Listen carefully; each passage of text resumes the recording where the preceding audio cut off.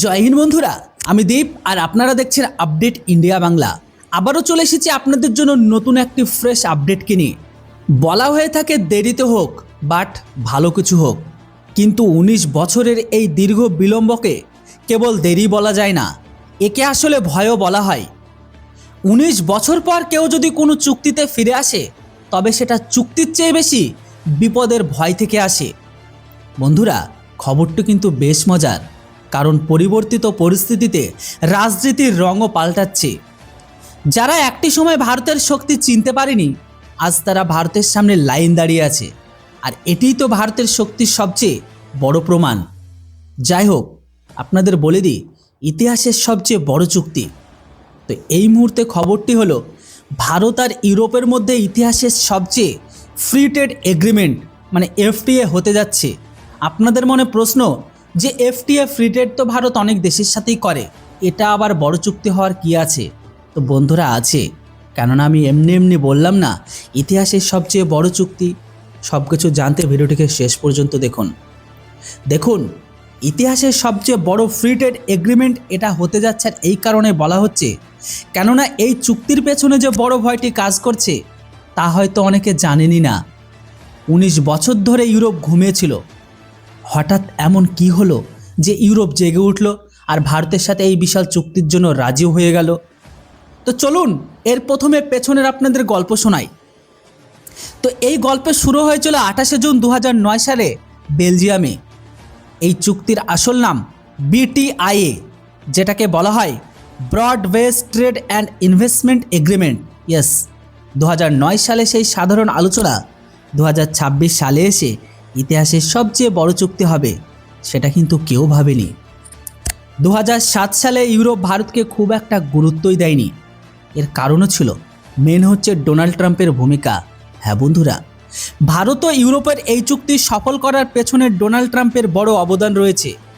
Trump যদি ইউরোপকে হুমকি না দিতেন, গ্রিনল্যান্ড দখলের পরিকল্পনা না করতেন, কিংবা আমেরিকা ও ইউরোপের মধ্যে শুল্ক ট্যারিফ যুদ্ধ না শুরু হতো, তবে 2026 সালেও এই চুক্তি সম্ভব হতোই না। ইউরোপের ভারতের দিকে ঝুঁক পড়া কোনো আকস্মিক ঘটনা নয়, এটি তাদের কৌশলগত বাধ্যকতা বা ভূ রাজনৈতিক চাপ, এমনকি অর্থনৈতিক আত্মরক্ষার ফল। ইয়েস, এই মুহূর্তে ইউরোপের সামনে 3টি তিক্ত সত্য, যেটা না চাইতেও তাদেরকে মানতে হচ্ছে। কেননা ট্রাম্পের প্রত্যাবর্তনের সাথে ইউরোপের 3টি কঠোর সত্য উপলব্ধি করেছে তারা। নাম্বার 1, ট্রাম্পের কাছে আমেরিকার ফার্স্ট, ইউরোপের প্রতি তার কোনো ভ্রুক্ষেপ নেই। দ্বিতীয়ত, ট্রাম্প আয়না দেখিয়ে দিয়েছে যে আমেরিকার অর্থায়নে ন্যাটো বেঁচে আছে। তৃতীয়ত, আমেরিকা এখন ইউরোপের চেয়েও নিজের বাজারের নিরাপত্তা নিয়ে বেশি চিন্তিত। ইয়েস, আর এই জন্য বিকল্পের সন্ধানে রয়েছে ইউরোপ।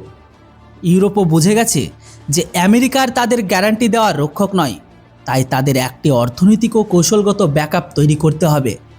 এটি কেবল ব্যবসার বিষয় নয়, এর মধ্যে সামরিক নিরাপত্তা ভবিষ্যৎ লুকিয়ে আছে। ট্রাম্প বন্ধু হতে পারেন, কিন্তু অংশীদার হিসেবে তিনি ব্যবসার ক্ষেত্রে কোনো ছাড় দেবেন না। ইউরোপীয় ইউনিয়ন বুঝে গেছে যে কেবল আটলান্টিকের ওপর নির্ভর করা আত্মঘাতী হবে। আবার বাণিজ্যের জন্য চীনকেও বিশ্বাস করা যায় না, কারণ চীনও সারাক্ষণ হুমকি দেয়। ট্রাম্প এবং চীন উভয় হুমকির দিক থেকে একই হয়ে দাঁড়িয়েছে। আর এই পরিস্থিতিতে ইউরোপের কাছে ভারতে একটি শক্তিশালী, মজবুত আর নিরাপদ বিকল্প। তবে পরিশেষে ভারত ও ইউরোপের এই ঐতিহাসিক চুক্তিকে ইউরোপের ভয়ের চুক্তি বলা যেতে পারে। আর এই জন্যই তো বলেছিলাম যে কেন এটা ইতিহাসের সব থেকে বড় চুক্তি। ভারত ছাড়া তাদের কাছে অপশান নেই। যারা একসময় ভারতকে ধরাই গুনতো না, আজ তারা ভারতের পা ধরে গুনছে। ইয়েস, ওই জন্য তো বলে সময়ের থেকে বলবান কেউ হয় না। সময় কাকে কখন কোথায় কোন জায়গায় নিয়ে দাঁড়াবে সেটা কেউ জানে না।